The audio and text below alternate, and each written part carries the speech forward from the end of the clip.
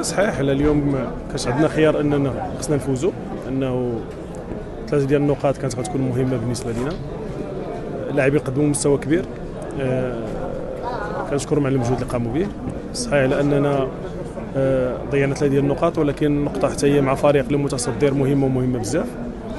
المقابله اليوم من الاول حتى الاخير يعني سيطرنا بها واحد الكيفيه اللي مزيانه. صحيح كانوا بعض الاخطاء، ولكن ان شاء الله غادي نتغلبوا عليهم. اللاعبين قدموا مستوى كبير. كنطلب المسانده من الجماهير التطوانيه اللاعبين، لانهم لاعبين اللي عندهم واحد المستوى اللي كبير.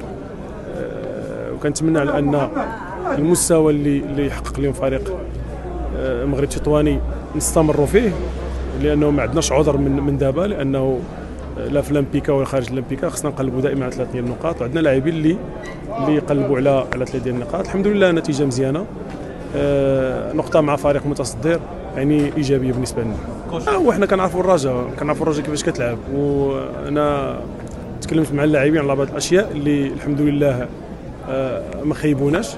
انه الرجاء حنا كنعرفوا كيفاش كتلعب، كيفاش كدير البوزيسيون، كيفاش كدير الكونتر. اذا شفتوا اليوم الرجاء كنظن على في المقابله ضيعوا 3 ولا 4 ديال الفرص، هذه هما الفشل الرجاء يعني ملي كتلعب مع فريق ممكن ان تضيع اكثر من 20 سميتو، لكن اليوم قلصنا لهم المساحات.